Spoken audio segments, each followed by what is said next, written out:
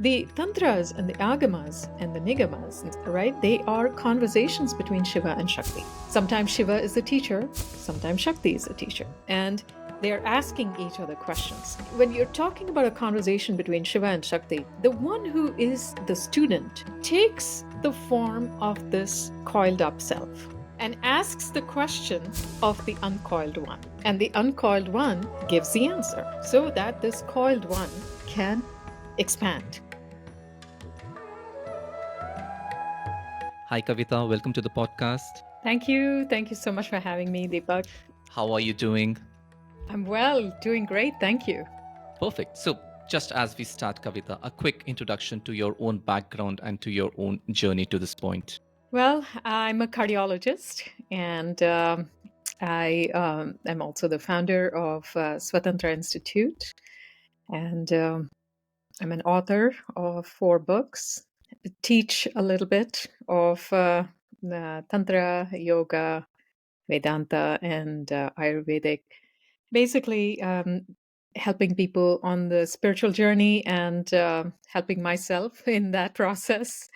And I'm also a mother and a wife. Yes. And how did you get started on this spiritual path? And what were the initial traditions where you just had your first understanding? Well, my background is that I grew up in a Shaivite family and in South India, in Karnataka. So um, so I was kind of born into a family that and a community and a tradition of worshiping Shiva with the Ishtalinga is part of the Lingayat tradition. And in high school, I was introduced to the Bhagavad Gita by a teacher in my school who would teach me, these verses to go and chant them in a Bhagavad Gita competition. And she, I would say, was my first guru. And Mrs. Ananta Lakshmi Natarajan. She was a Vedantin and extremely revered, in the Sringeri Mutt tradition. And at the time, of course, I didn't know all that about her. She was just my math teacher and very strict and commanded, this respect and reverence. And she was intimidating in her Hmm. bearing because she had that tejas, that radiance about her. And she also taught me some key Vedantic concepts and parts of the Bhagavatam. And I carried that with me when I went to medical school and continued to learn the Bhagavad Gita on my own. To this day, I have the little Bhagavad Gita she gave me. and after medical school, I came to the US and got really busy with my career, residency, and then fellowship, and then marriage, kids, and all of that. But it was really when my youngest was an infant that something very deep kind of resurfaced um, in my way of being, and that is this recognition that wait, all my life I've been running to achieve things because I was my high school valedictorian. I was always at the top of my class in medical school and always somewhere at the top of my class and competitive, ambitious, and picked an ambitious and difficult field for my specialization as well. It was almost like whatever I thought was difficult and unachievable, I went for that. And um, and then one day when my youngest was a baby, I had woken up very early. By then, I was already meditating and spending several hours in spiritual practice every morning. And I woke up one day and had this very deep kind of a shift. It was like I could see myself 30 years from then, which would be somewhere around now. Well, a little bit later. Um, where, if I went on the same trajectory, I had a felt sense of what I would turn up to be or turn out to be. And that was not the feeling or the felt sense of someone who was content. Mm. And that was a key word, contentment was still missing, even though I had all these achievements and accomplishments um, and what we think as a well-rounded life, right? With a good career, a wonderful marriage, and children, and a position in society, and things like that, despite having all that, lacking contentment. And that was a vision I had, like a felt sense of it. And that's it. That was the turning point, and it just kind of shifted my attention inward in a very deep way. And so my practices intensified, and at the time I was studying Vedanta, and I studied Vedanta for about 10 years in Chinmaya Mission, and I was also doing advanced kinds of practices, meditation and contemplatory practices and pranayama, kriya-based practices from AYP, Advanced Yoga Practices. And so Yogani of AYP was really a key figure for me, very influential. And he was encouraging me to share more of my experiences through writing, because I used to share very freely on the forum about my experiences.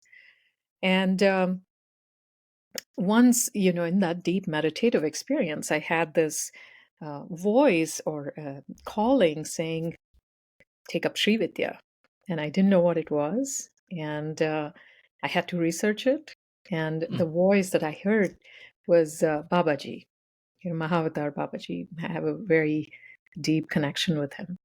And so I researched Sri Vidya and found the school where the Adi Guru of that school is Babaji. And so I got initiated in that tradition and was practicing Sri Vidya. And, it's just such a my path has been really a conglomeration of so many traditions and teachers and teachings, because I was practicing Sri Vidya and still involved in AYP when somebody mentioned Greg Good and the direct path. And I had, at that time, I had very little interest in self inquiry. Very little interest, actually, because I felt like my path was bhakti yoga, and it was more devotion and surrender and things like that.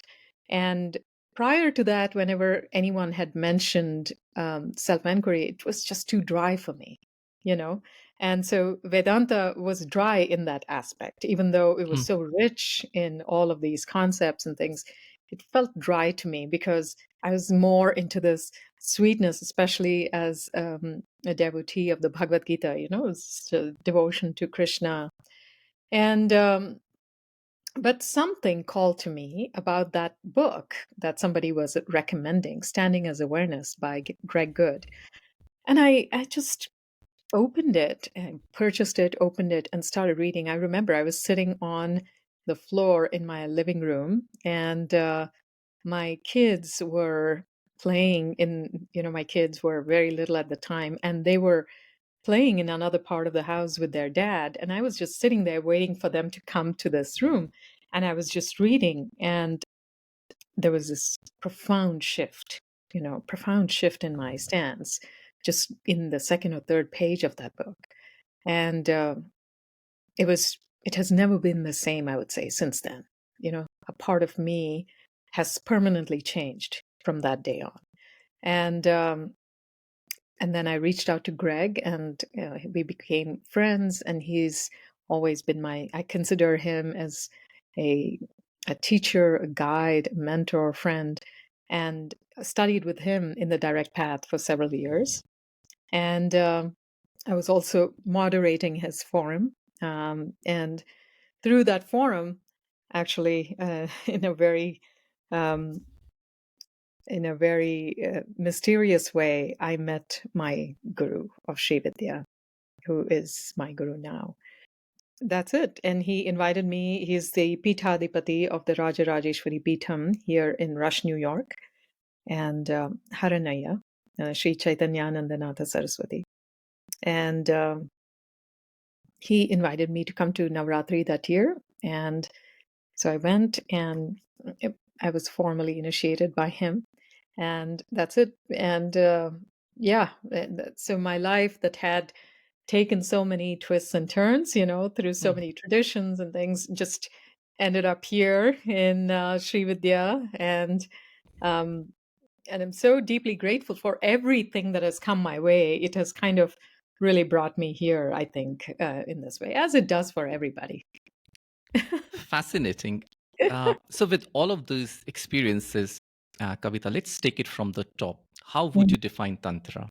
Mm. Both uh, from a more theoretical, as it was intended to be, and Mhm. what it has come to mean now. What are your views on the word Tantra? Mm.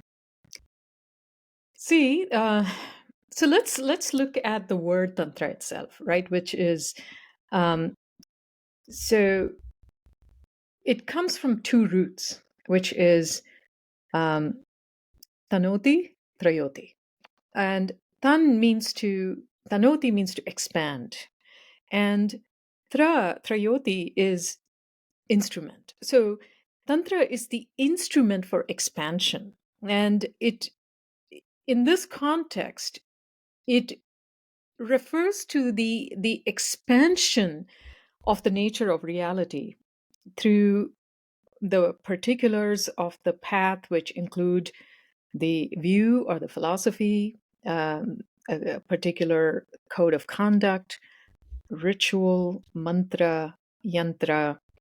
Um, Basically, you can say another way to look at this word is, which I prefer myself, is that it means to weave.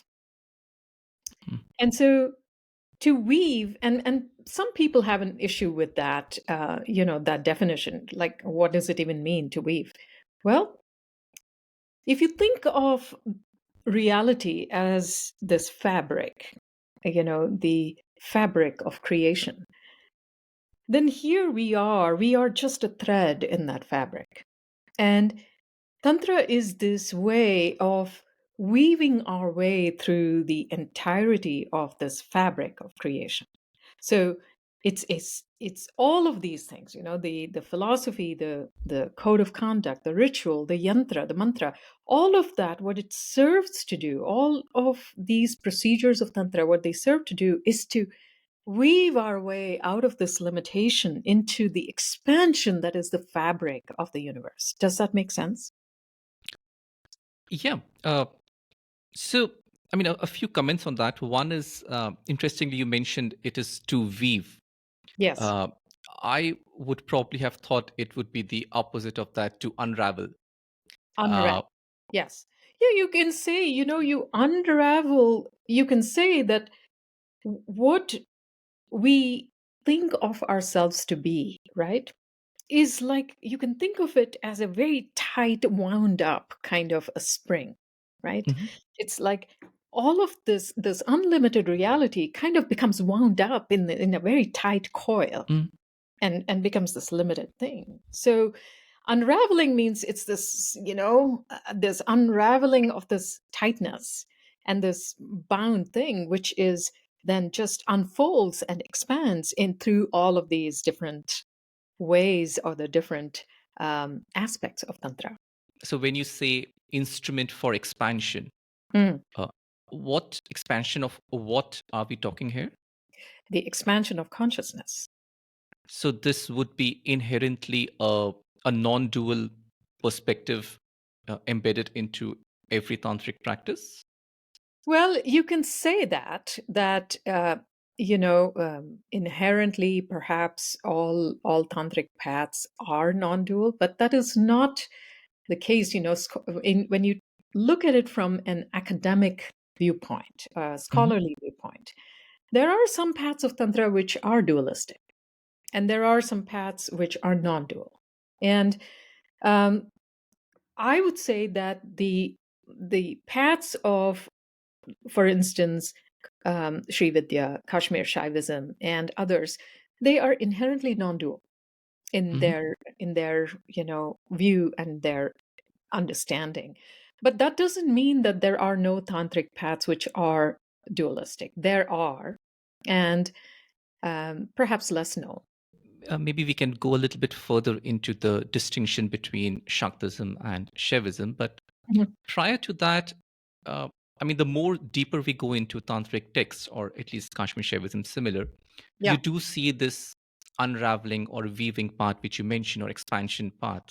yeah. And yet, the common connotations of tantra these days is certainly not inward looking.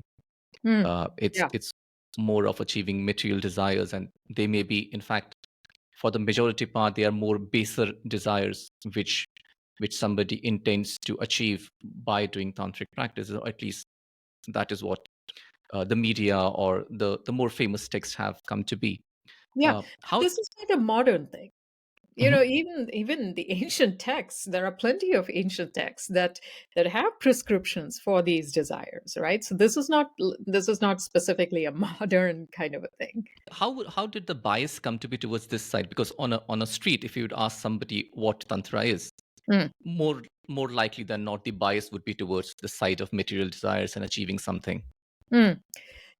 See, the difference, I think it's really crucial to understand one of the aspects of Tantra, and that is the achievement of both bhoga and yoga.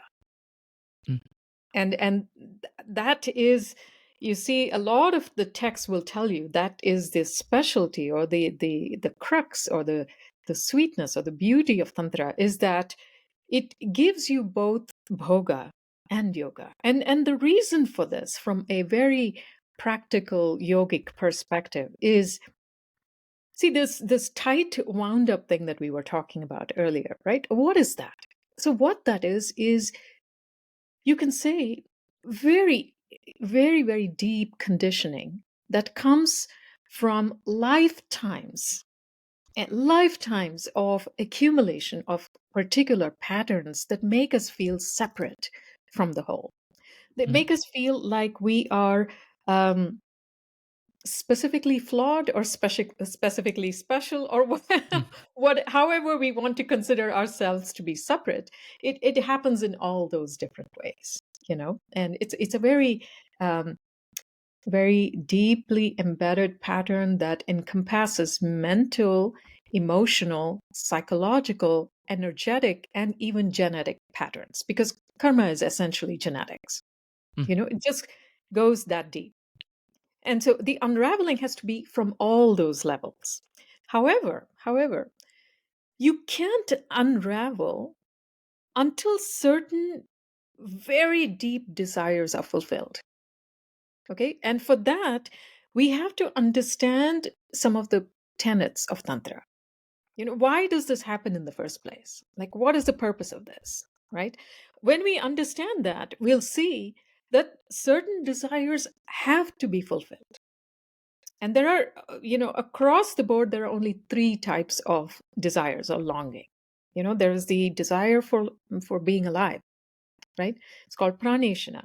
There is the desire to have enough resources to make your life, right? To live your life in at least a um, somewhat acceptable way, if not a luxurious way, at least some acceptable way. And then comes the very important aspect of longing for appreciation, to be accepted by a tribe or a community or the world, or to be seen by the community in a particular way. Now, these three types of longing, they're biological. And we have evolved biologically, whether we are looking at the most primitive creatures, or now we're looking at humans, the most sophisticated creatures. Everybody has that, you know and as you go up in the evolutionary chain, you start to see these things evolving, through the neurohormonal pathways. The same desire, however, the neurohormonal pathways have now become more and more sophisticated. So in the animal kingdom, you may be seeking that social or that acceptability in the tribe in a very different way, in a violent way, in this play for power, for instance, or in this, you see the alpha and the omega in a wolf pack, for instance. Humans are far more sophisticated because of our prefrontal cortex. We can't It's not acceptable to behave like animals, you see, in a society. So we have developed more sneaky ways of doing that.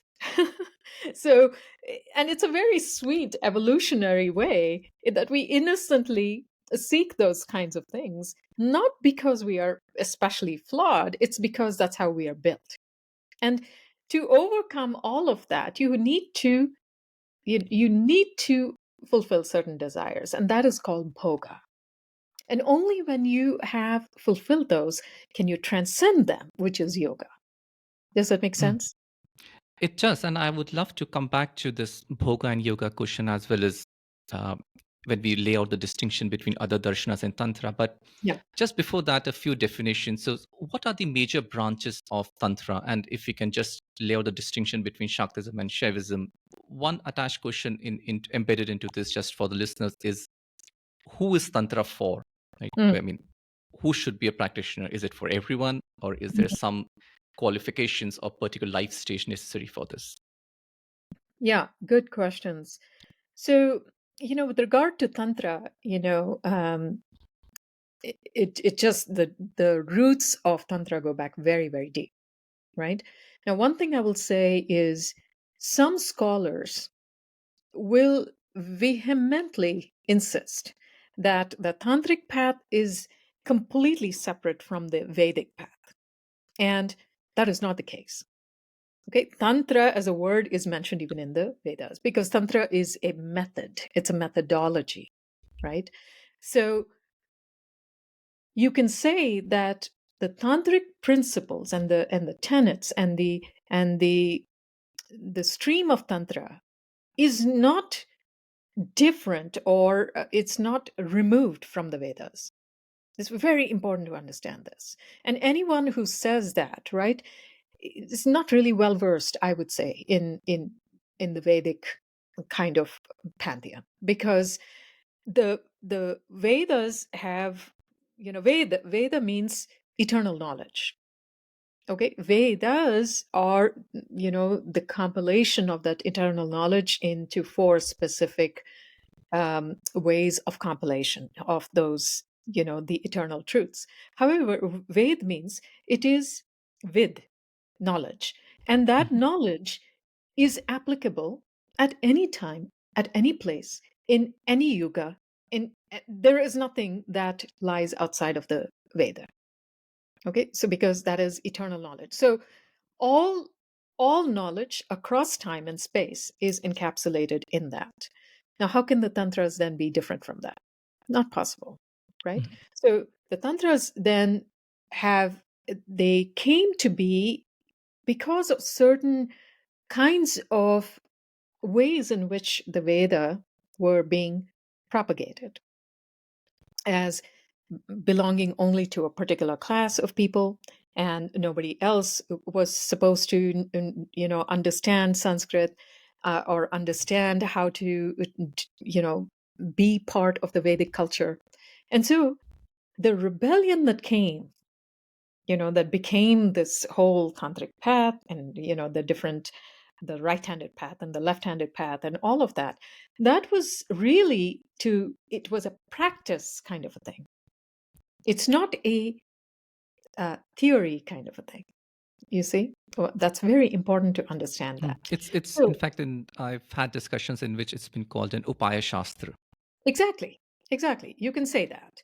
And so if the Veda are, a paurusheya, because it's not, it was not really written by someone, right? These were rishis that understood the resonance at the highest, the vibrations at the highest level, and they compiled it in words. And words are always going to be short of they're going to fall short of these vibrations, which um, are nonlinear, right? So anytime you take nonlinear knowledge and then you try to put it in words, it becomes linear, and Mhm. that's the issue with that. However, the tantras are interesting in that this knowledge then started to become kind of organized in a way in these texts where it's a conversation. You're just like the Upanishads, which tend to be conversations between a guru and a shishya. The tantras and the agamas and the nigamas, right? They are conversations between Shiva and Shakti. So sometimes Shiva is the teacher, sometimes Shakti is the teacher. And they're asking each other questions. So now think of it like this, like it's like the Bhagavad Gita also, there are questions, right? So you think of it this way. Here, when you're talking about a conversation between Shiva and Shakti, the one who is the student takes the form of this coiled up self, Mhm. okay, and asks the question of the uncoiled one. And the uncoiled one gives the answer so that this coiled one can expand, right? So you can say loosely, and this is also not very tight or not very defined. When Shakti is a teacher, you can say that is the Shakta text. When Shiva is a teacher, that becomes the Shiva text. But even that is not really, well defined like that. You can say what is the difference between Shiva and Shakta? In Shaivism, Shiva is the one who is the holder of the five powers. Okay? He is known as Shaktiman, the one who is the holder of the five powers. What are those five powers? The power of creation, sustaining, destruction, concealment, and revelation. So all five powers are held by Shiva. Okay, so he's Shaktiman, and so the path centers around Shaktiman. The Shakta path is where Shakti sits on top of the throne of the five powers. And those five powers are Shiva, the power of, destruction. Well, let's start with Brahma, the power of creation, and Vishnu, the power of sustaining, Shiva, the power of destruction. Then there is Ishana, the power of concealment, and Sadashiva, the power of revelation. So in Sri Vidya, for instance, Lalita Devi sits on this throne. So she is the holder of all these powers, right? So it's one way of thinking about it. Now, if you look at the Kali Kula, for instance, Kali is on top of Shiva, right? So in even in Shaivism, remember Shiva, well, for your listeners, what is the difference between Shiva and Shakti? You can say fundamentally, Shakti means power, all powers. So Shakti is all forms, all forms. And so all attributes of the universe are Shakti. Any attribute you can think of is Shakti. Shiva is attributeless. He has no attributes. Any attribute you assign to Shiva is also Shakti. If you say, well, he's blue, that blueness is Shakti. If you say, well, he is peaceful, peace is a characteristic. It's an attribute. So it's a Shakti. So then what is Shiva? Shiva is the ground of awareness in which all forms arise. Mhm. Okay? So even in Shaivism, if we say, well, I'm going to do some practices of Shiva, you can't, right? Because all attributes belong to Shakti. So even in Shaivism, the path is that of Shakti, even though the central figure is Shiva, especially in non-dual Shaiva Tantra, which is Kashmir Shaivism. It's really a Shakta path. Mhm. But Shiva is the central figure. Does that make sense?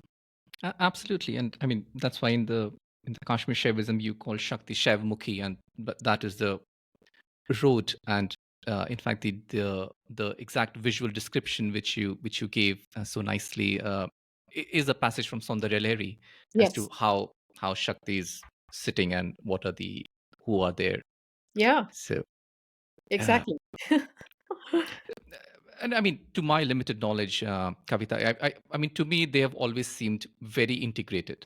Yes. Whichever, Yeah. uh, and it's uh, I don't know if you're well versed in Hindi, but there is something which Swami Sarpananda says that uh, अज्ञान को सिद्ध मत कीजिए अज्ञान को काटिए, which basically means Exactly. that we can go deeper into complexities and Yeah. deeper and deeper, but eventually we have to rise above it, and then I think all differences fall apart.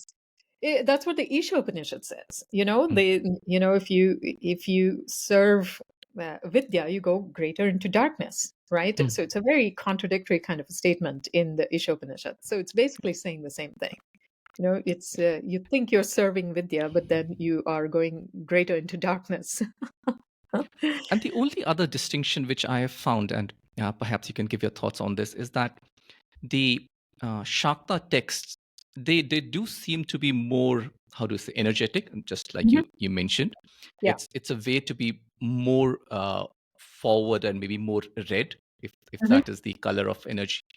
And Yeah. the even Vijnana Bhairava is a text where you're going deeper into yourself. It's a more stable ground kind of an Mhm. approach. So there's perhaps that distinction as well in the dharanas, or in the way we approach the texts.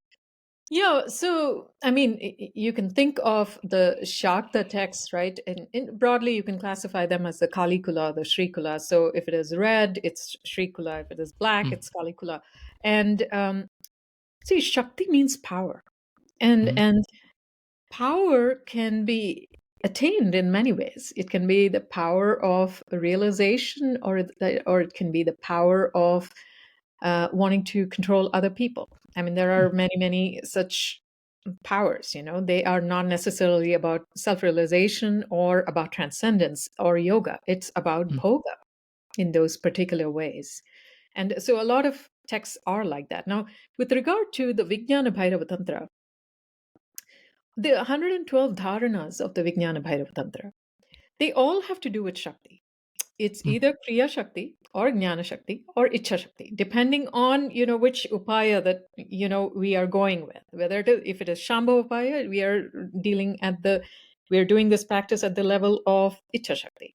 mm. If it is Shakta upaya, it is at the level of Jnana Shakti, or knowledge or insight or a revelation.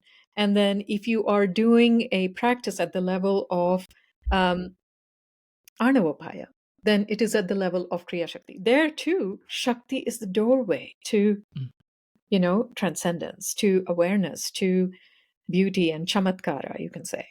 Who is Tantra for? I mean, Hmm. Tantra, I would say, is for everybody. Everybody. And it when we say it is for everybody, there is a nuance here in that Tantra has many different acharas, codes of conduct, many different ways of approaching, um, these principles of yoga and bhoga. It can be a right-handed path. It can be a left-handed path. It can be a the Kularnava Tantra talks about 7 different acharas, which is the Vaishnavachara, the Shaivachara, the you know many different ways of being in the world. And it's a progression, actually, you would say. You have to cultivate a certain code of conduct, which is very similar to Patanjali's Yoga Sutras of Yama Niyama, and live in society in that way for a while before you start to add. The more inward you turn, the more the path becomes available for certain these antinomian practices. The left-handed path, Vamachara, and in the Kularnava Tantra, Kaulachara is said to be the highest. And would you start with Kaulachara? Probably not. Would you start with Vamachara? Probably not. Could you start with Dakshinachara? Yes. And so one of the important aspects of Tantra is the need for a guru, Mm, because a guru can test your energy and evaluate your energy and give you a practice to do, which is very right for you at your stage of development, at a particular stage of these acharas. And most paths tend to be Mishrachara, a mix of many different acharas. And depending on where the student is, the same practice, same mantra can be done in a Dakshinachara way, it can be done in a Vamachara way, it can be done in a Kaulachara way, or in a Samayachara way, which is the way of the monks. mm, So any practice can be done in many different acharas. So when I say Tantra is for everyone, it doesn't mean the left handed practices are for everyone. It just means Tantra as a whole is extremely broad. In fact, there is no aspect of Sanatana Dharma that's being practiced right now that doesn't have some aspect of Tantra. Puja is tantric. Is saying, putting your hands together in a mudra, Anjali mudra, is tantric. So there is very little in the world that is not tantric. Yes, and in fact, this was a very fantastic revelation to me that uh, while a lot of people are sort of, let's say, opposed to tantric practices, most of what we do in our rituals actually comes from tantras. Yes, Uh, absolutely. Yeah. it's And so you touched upon this thing earlier, the bhoga and the yoga part. Mm, But let's just spend a few more minutes on that, because when we contrast tantra with the other darshanas, there does seem to be a clear distinction, and the distinction between the pravritti and the nivritti margas, mm, as well as even so you have seen Advaita Vedanta, and one of the qualifications of the seeker there is in fact vairagya. mhm, Now, we can define vairagya in various terms. It could be detachment or objectivity, and whichever way it works. But there is a definite line which you're saying, okay, I have to move away from these things. mhm, And the general understanding of tantra is A, that is not necessary, and B, perhaps that is not even recommended. So, how would you collate these two things, these tantra versus the other darshanas, and where do they meet if they do meet? mm. See, let's talk about the requirements of Vedanta for a second. And because I think it's really important to kind of clarify that, right? Because yes, if you understand the Vedantic principles, the first thing that is required is viveka, right? Discernment. The second thing that is required is vairagya, right? Which is non-attachment from.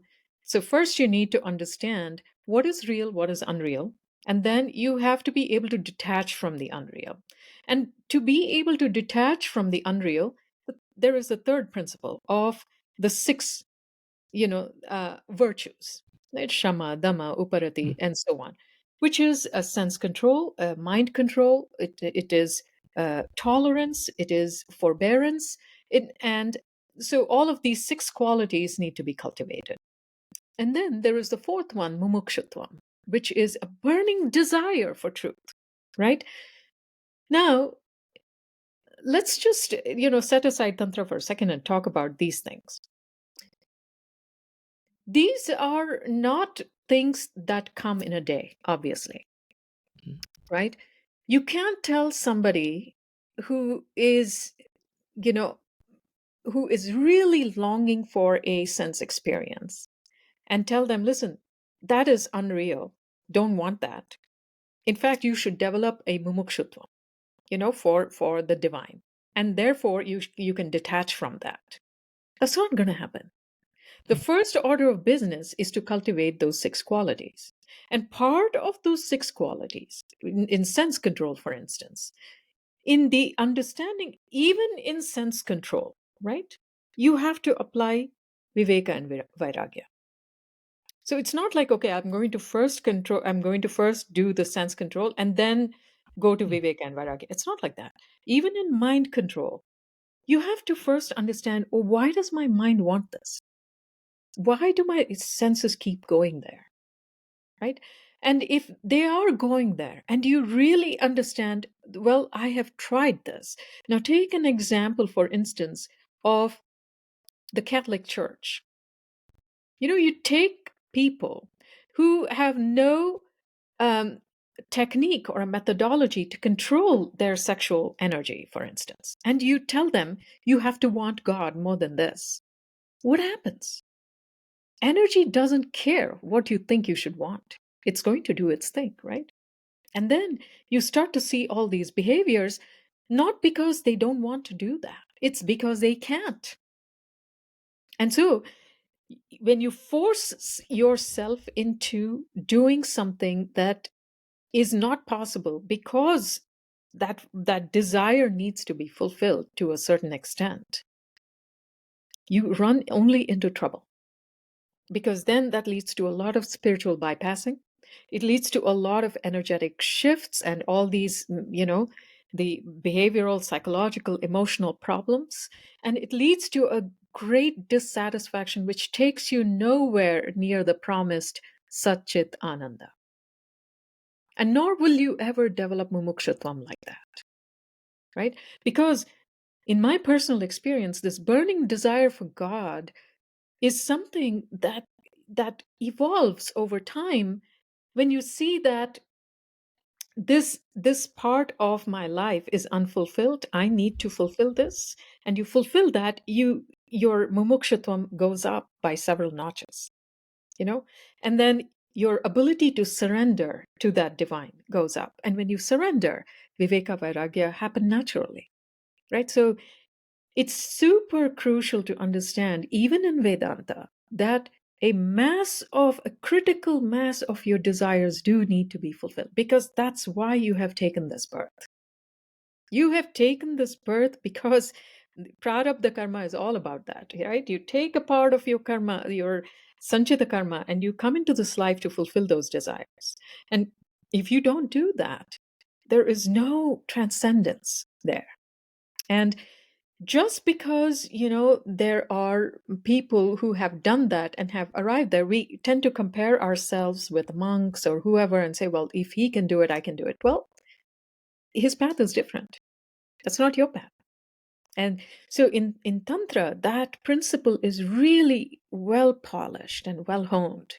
But the problem with this path of Tantra is we can go overboard, and basically you cross the line and you think, well, I got this, now I want that, now I want that, and you kind of lose sight of why you started this in the first place. And instead of dissolving your karmas or the prarabdha karmas, you create more karma by not understanding that. So even in Tantra, it's really crucial to develop discernment, and we call it sattarka, instead of viveka, right? So sattarka, the ability to understand, why we do what we do. And and and even in Tantra, those six qualities, the development of sense control, mind control, uparati, titiksha, all of those are extremely important. So I think this is a good point to perhaps come to the tenets of Tantra as you teach, and if you can lay out the ecosystem. I mean, obviously the time is less, and you wouldn't Yeah. expect you to go into deeper. But just for the listeners, what are the fundamental tenets of Tantra as you see them? I can summarize it, into 10 different principles, knowing that this is one way of looking at it, and there may be other ways of looking at it. And so I'll just summarize them. So the first tenet is this, which is that everything comes out of nothing. Mm. Everything comes out of nothing, and this really goes into the principles of prakasha and vimarsha. Prakasha is illumination, and vimarsha is reflection. So it's basically Shiva is prakasha, vimarsha is Shakti. So one of the principles we talk about is that Shiva uh, is standing here, and he is looking into a mirror, and that mirror is the world. It is Shakti. So it is essentially himself. He's looking into the mirror, and that is the world. That, in other words, that world is a reflection of himself, and that world is Shakti. So when he looks in the mirror, he sees the world.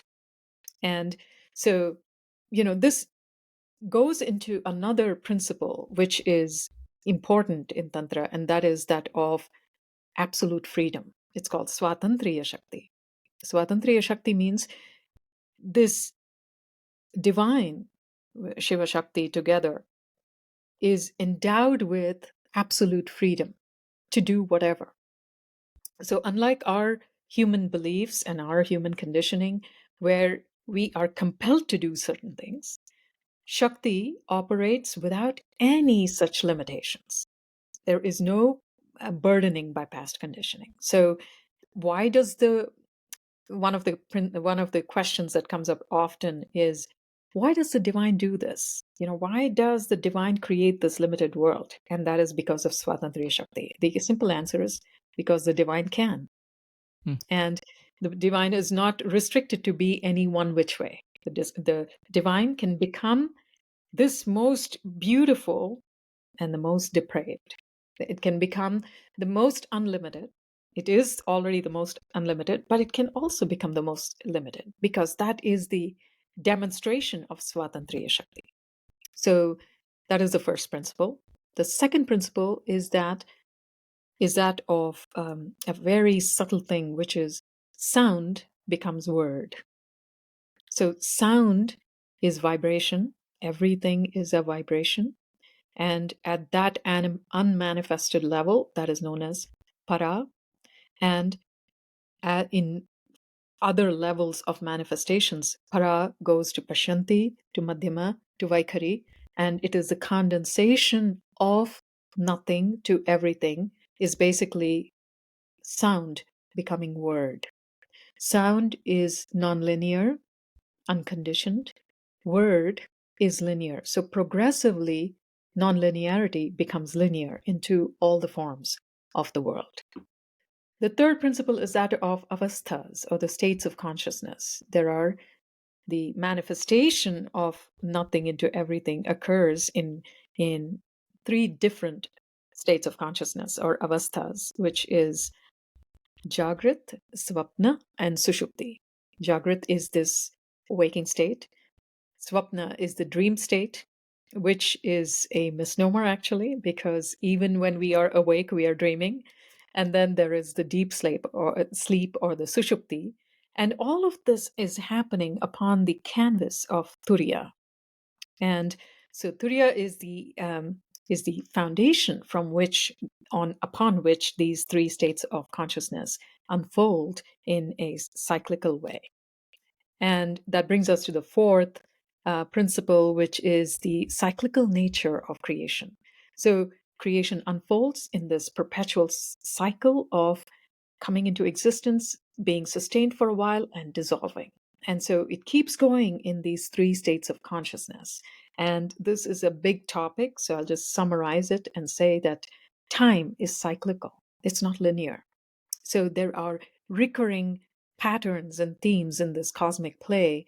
In other words, we take a birth, we play out our karmas, we dissolve, and then we come back again. So there is no linear death per se in this tradition. And that brings us to this fifth principle of reincarnation and karma. So karma, very complex topic. And I feel like if we can understand karma, we understand the whole path. So karma is the sum total of all actions, past and future. And that determines our life as well as the cyclical nature of existence.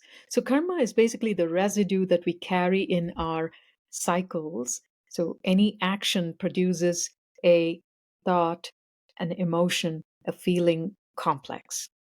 And this complex drives us to create more of the same types of actions, which then propagate the same thought, emotion, feeling complex. And so that results in this attraction or repulsion or aversion because of these actions and interactions. And that creates this tight the winding up of our consciousness in this way, in this particular way that we call me. And the sixth principle is that of Kundalini. So Kundalini is really the energy of transformation. So while most of our energy goes into the winding up of our karmic patterns and living them out in this limited way, we all have the potential for a transformative energy that is dormant. And so when that is activated, when the dormant energy is activated, it moves through these wound up processes of our karmas of in various ways. And it's essentially the energy that takes us from the winding up of this everythingness, this linearity, into back into the non-linearity of the nothingness. So it goes from the densest to less dense, to the subtle, and to the subtler, and to the subtlest. And that energy of the transformation is known as Kundalini. And then there's a whole teaching of the chakras, which I won't go into. It's complex. Um, and then there is the seventh principle of bhava. Bhava is a way of being in which we carry ourselves in the world. So there are three types of bhava. Pashu bhava. Pashu bhava means the herd mentality of conformity. So we kind of we do things because that's what is expected of us in our social and moral kind of way of living out the norms. We follow along whatever is told to us, and because that's the way to fulfill this lokeshana, or this need for appreciation and validation. And when we start to turn that around because of this Kundalini action, that Pashubhava turns into Veera Bhava. Veera means the brave, the warrior. And so this is where we start to question our ways of being, of conformity, of this herd mentality. And then as this transformation continues, that evolves into Divya Bhava, which is Divya means divine. So, this is the cultivation of a divine understanding. So, as and when this unwinding process happens, our karmas start to dissolve, and we go from this tightly wound up, linear kind of thing, Vaikari, to Para. Then we go from Pashu to Vira to Divya. And that brings us to the paths of Pravritti and Nivritti as the eighth principle.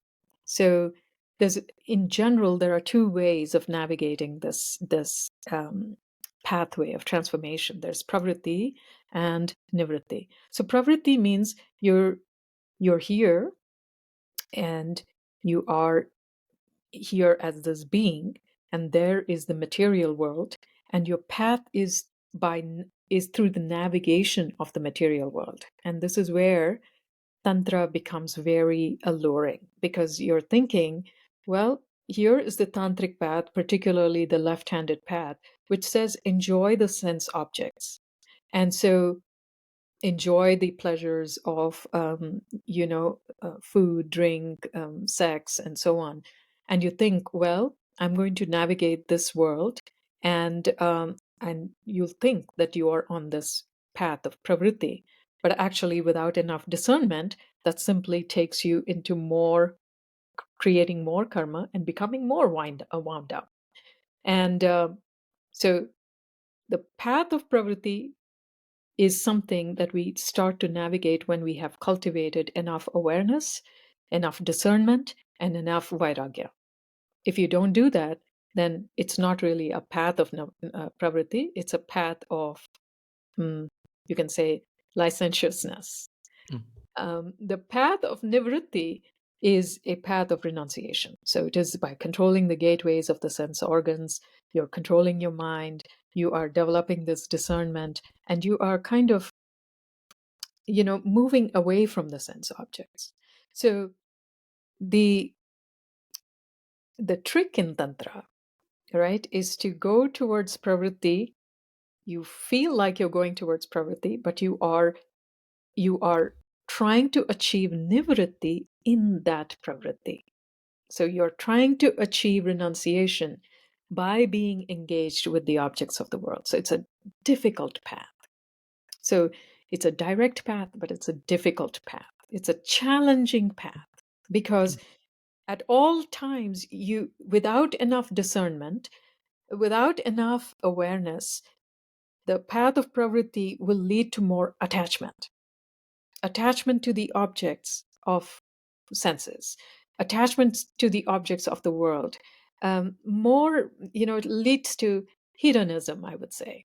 And you think you are going on pravritti, or you think you are, going towards transcendence or towards yoga, but no, you are getting more caught up in the ways of karma. So it's really a tricky thing. So it harmonizes Tantra as a path is about harmonizing nivritti within pravritti. And it's a delicate dance between engagement in the world and renunciating. So it's a gradual dissolution of all attachments, and it's at the same time you're building clarity, you're building self-worth, you're building self-confidence, and you're building, this devotion to that within you, that divine within you. So um, it's tricky. And because it's tricky, we need a guru. And that Hmm. brings us to the ninth principle of the Guru Tattva. I will just say this here: without Guru, there is no Tantra. There is no Tantra because all Tantric texts require that this be a Guru Shishya relationship because it's so, tricky. So, and this has a lot of, connotations like, you know, who is the guru, and should I just submit to the guru in me, and why can't I just submit to the goddess herself? You can do all that, but how do you know how the goddess will present to you? And you may think you're surrendering to the goddess. Everything is a goddess, but but you can say, well, hedonism is also goddess, and then goddess presents in two different broad ways. She will capture you in karma, or she will liberate you from it. So, yes, you will still be surrendering to the goddess, but you'll think you're going in one way and you'll be going in another way. And that is why it is so important to have a guru who can guide you in the right way and tell you, nah, don't do that. That's not for you yet. Do this. So, um, it's required in this path. And how does the guru function? Um, through diksha. Diksha is the first step. Diksha is it's basically an ignition. It sets, it sets the fire, or it starts the fire of transformation. So it is the ignition for the path of non-attachment and allows us to open to this grace and then commit to our own upliftment. So it's a fire starter, you can say. So these are the broad principles of Tantra, the way I see them. There are others, but these are the important ones. You are the creator behind these tenets or collator of these tenets, or do they come from a text? I mean, all of these are in different texts. I've just kind Hmm. of put them together as the 10 Yeah. most important things. Because I mean, I can see a very nice amalgamation of all the different. I mean, there is a hint of Upanishadic Yes. terminology there. There is definitely a good encapsulation, and I think it's a pretty good and pretty detailed map of the ecosystem, Yes. and uh, or at least the starting point. Yeah, So, a starting point to understand, like what are we even here to do? Like, what is the hmm. purpose of this? Right?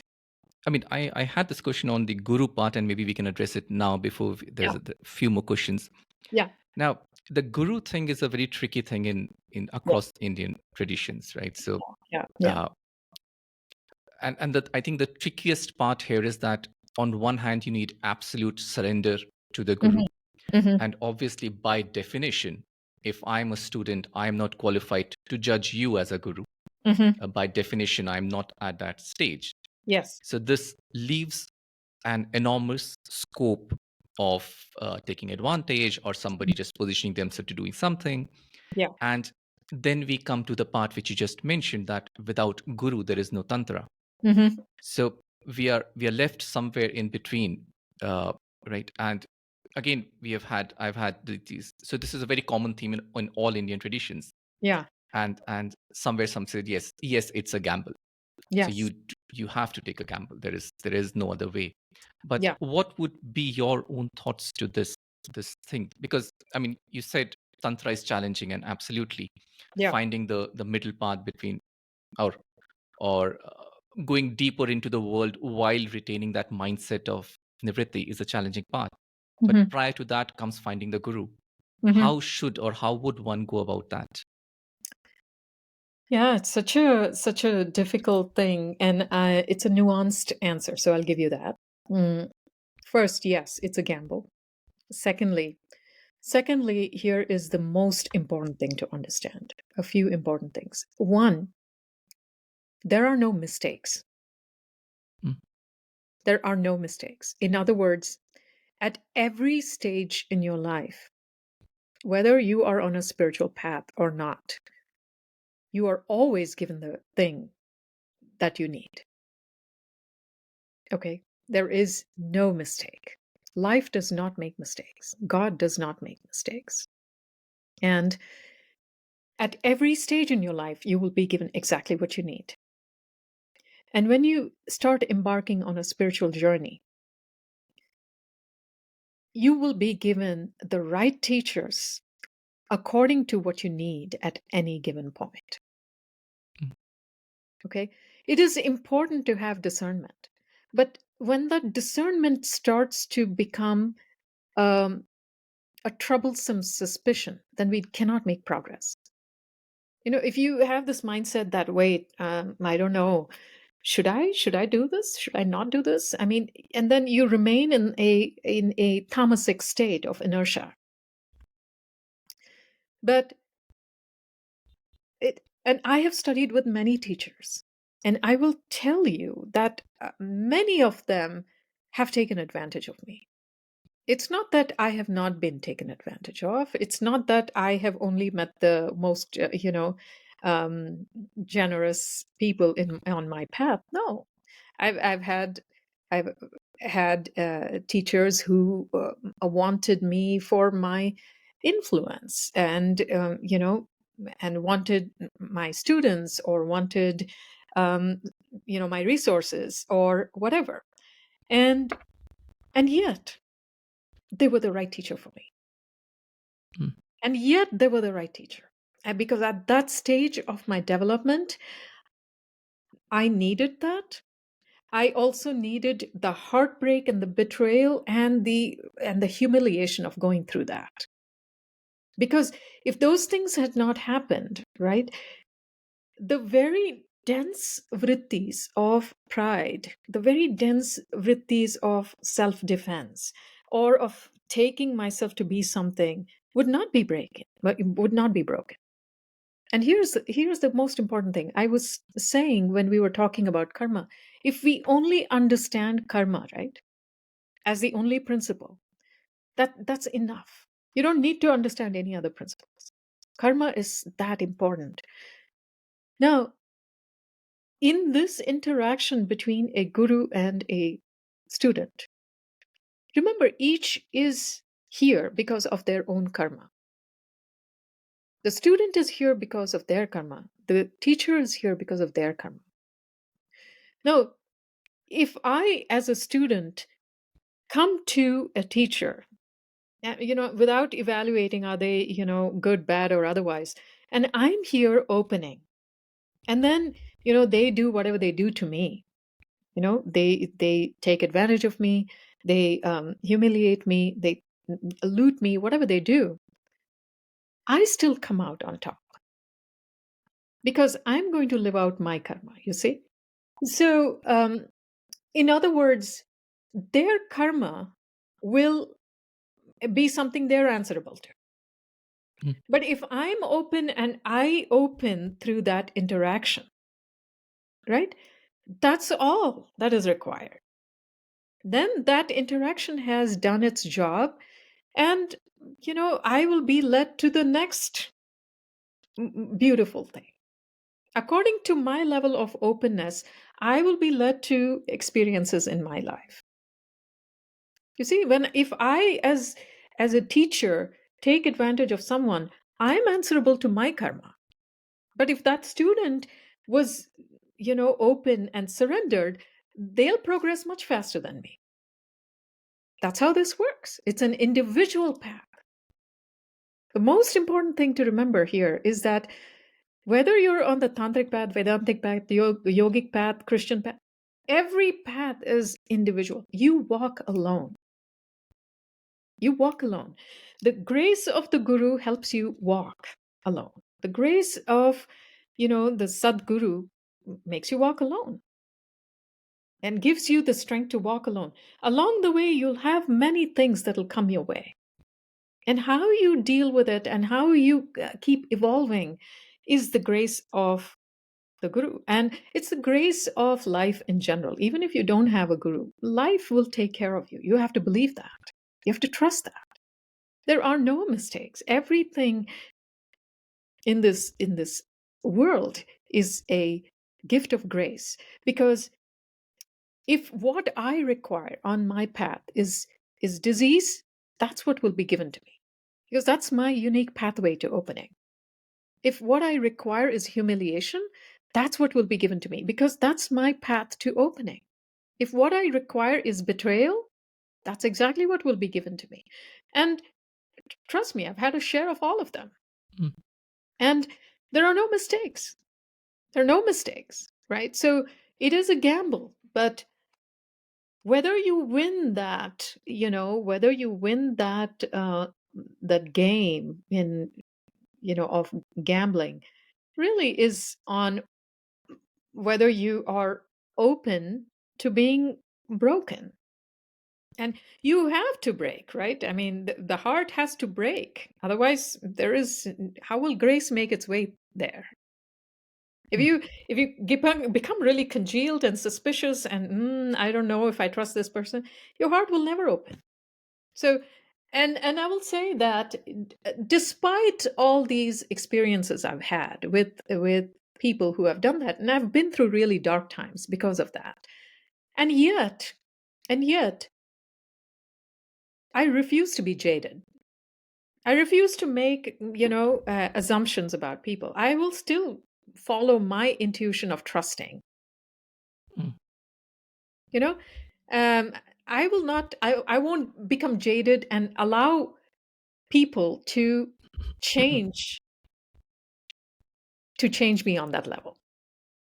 If that makes sense. It does make sense, but a quick question on, I mean, just to follow up on that, would you Yeah. say it is, I mean, the qualities which you mentioned and your ability to be open and be accepting of whatever came, and the underlining which you made, there are no mistakes. Uh, is that more because of your own personal qualities, let's say, just by virtue of where you are, or having the qualities of just being strong, just being a strong person, just being able to take on the world? Or is No, it true across the board? no, I don't think I was strong like this. I can't say that. And it is something that, if your spiritual practice doesn't bring you a level of strength and self confidence, or not even self confidence, a degree of trust in what life Mm. is offering, then of what use is it? The purpose of spiritual practice is merely to open to grace that is already here. And if I don't have faith that this is grace, Mm. then of what use is my practice? Right? So the fear-based thing has to dissolve. And if that is not happening with spiritual practice, then that is not touching the core of it.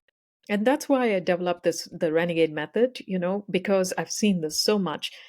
I developed this method specifically to have a tool to go into the depths of your being and unravel and change and transform, these very dense vibrations of fear and shame and guilt and blame and rage and all of that, because you know uh, that is the crux of the spiritual path.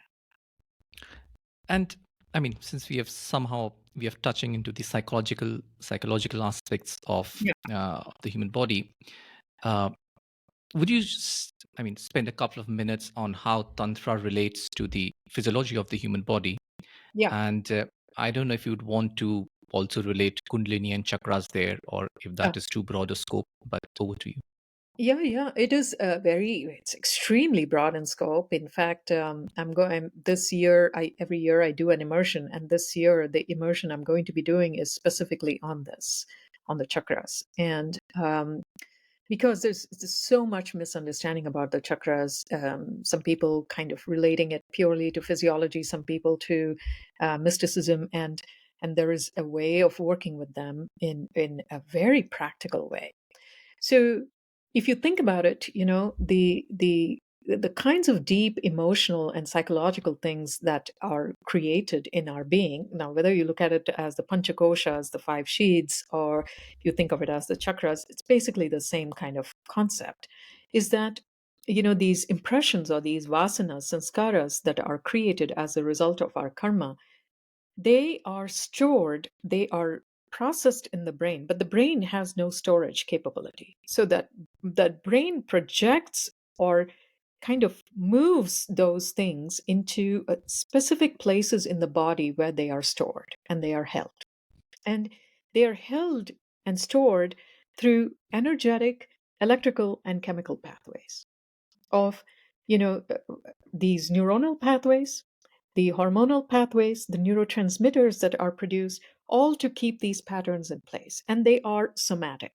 So they are in the body, because it is only in the body that you can become enlightened, not as disembodied beings. And that's because it is in the body that you must resolve these things. So it's a somatic experience. And so the chakras are these projections into the body where they are held in particular ways as what? As these specific kinds of patterns that have vibrations of a particular quality. And so and so the tantric system of its mantras and yantras, which are have specific vibrations, are really addressing these vibrations. As you can think of it as Newton's third law, right? Equal forces of equal and opposite um, direction kind of coming together. The mantra will have a particular frequency, and it will go in and resolve the vibration of that particular vibration, if done correctly, if done in the right way, and combined with somatic work that goes into those particular areas directly.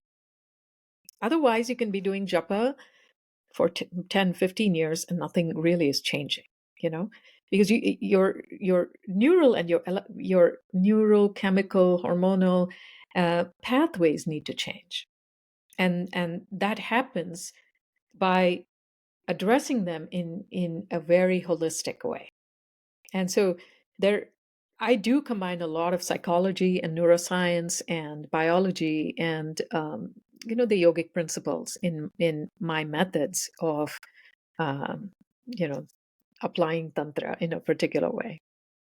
And I mean, as we are wrapping up, Kavita, uh, what is the end goal here? Why are we doing this? What is the end goal for the participants? It's freedom. See, suffering is loss of freedom, Hmm. which is that there is a pattern in me that does not allow me to choose uh, beyond itself. There's a pattern in me that makes me choose the same kinds of things again and again. And that is loss of freedom. Loss of freedom is the reason for all of our suffering, right? Hmm. So the end goal is Svantantra. That's why Svantantra Institute, right? Svantantra means it is the freedom to choose. I have to be able to choose in any given moment what I want to do, and not be compelled by my conditioning. Hmm. I don't have to be compelled to only act in this way, have only this possibility available to me, right? And when you have freedom, that's when you can overcome your patterns of stagnation, whether it's about making money or having a good relationship or having desires fulfilled in a particular way. It's because of loss of freedom, that and inertia is basically loss of freedom. And so the end goal is expansion into more and more freedom, right? And that is tantra. You see that weaving, right? Or that undoing, unraveling, as you said. That's really what it is. Hmm. And is this progressive or is this direct, like you It mentioned, is a like so one and progress. done? Well, Mhm. it's both. Direct pointing can only lead to a glimpse. It is only consistent practice through the progressive path that stabilizes that glimpse, Mm, right? And so when you are stable in that glimpse, then direct pointing leads to more freedom and more, it's like a top down, bottom up kind of an approach. mm, mm. Wonderful. I think we covered a lot of topics here, and it's been a wonderful layout of the map here. But before we end, Kavita, anything more you would like to share? Anything, any particular story, verse, shloka, which has sort of guided your own personal journey till this point? Mm. Yeah, I really love this from the Pratyabhigna Hridayam, the first verse. Chiti Svatantra Vishwasiddhi Hetu. So, out of her own freedom, Chiti, or the Chit Shakti, creates this entire world. In other words, the world, the world that we create comes from our degree of freedom. So, if you want to create a better world, it's dependent on your inner state. The greater your inner freedom, the more expansive your world will be. So, your outer world is a reflection of your inner state of consciousness. So, change that, and your outer world will change. Mm, perfect. And great note to end that on. And Thank you.